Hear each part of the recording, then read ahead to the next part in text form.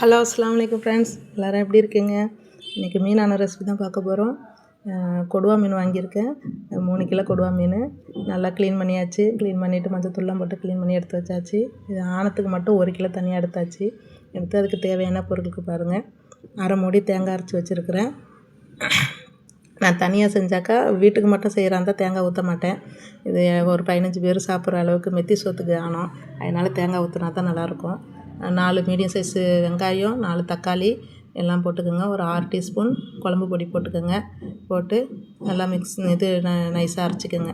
அரைச்சி எடுத்து வச்சுக்கோங்க. ஒரு பெரிய 2 லெமன் சைஸு புளி ஊற வச்சுருக்கிறேன். அதையும் கரைச்சி ஊற்றிக்கோங்க. என்ன நிறைய மசாலாலாம் இருக்குன்னு நினைக்காதுங்க. நிறைய பேர் சாப்பிட்றதுனால கொஞ்சம் ஆனத்தை அதிகமாக தேவைப்படும் இல்லையா, அதனால தான். 1 டீஸ்பூன் சீரகத்தூள் போட்டுக்கோங்க. பச்சை மிளகா ஒரு 4 பச்சை மிளகா போட்டு நல்லா கரைச்சி எடுத்து வச்சுக்கோங்க.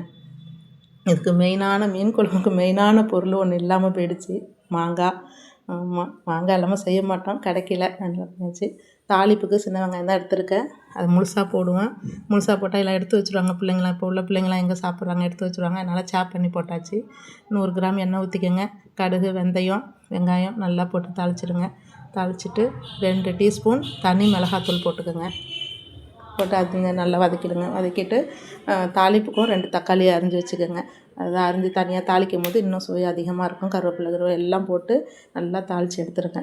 எடுத்துட்டு நல்லா தளன்னு வந்துடும். நம்ம அரைச்சி வச்ச பேஸ்ட்டும் கொஞ்சம் எடுத்து வச்சு இந்த தாளிப்புக்கு போட்டுக்கோங்க. போட்டு எடுத்து வச்சுட்டாக்கா நல்லா தாளிப்பு நல்லா ரெடி ஆகிடும். அப்போ நம்ம கரைச்சி வச்ச குழம்பு தூக்கி ஊற்றிடுங்க.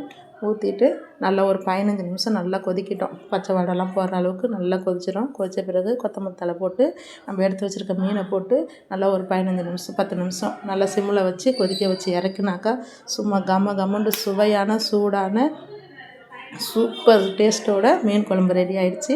நீங்களும் இதே மெத்தடில் செஞ்சு பாருங்கள். அளவு மட்டும் உங்களுக்கு தேவைக்கேற்ப கம்மி பண்ணிக்கோங்க, கூட்டிக்கோங்க. மற்றது எல்லாம் இதே மெத்தடில் செய்யுங்க. செம்மையாக இருக்கும். எல்லோரும் சூப்பராக இருக்குன்னு சொன்னாங்க. ஆமாம், இன்ஷா அல்லாஹ் நிறைய எங்களுக்கு சப்போர்ட் கொடுங்க. இது இன்ஷா அல்லாஹ் நெக்ஸ்ட் வீடியோவில் சந்திக்கலாம். அஸ்ஸலாமு அலைக்கும்.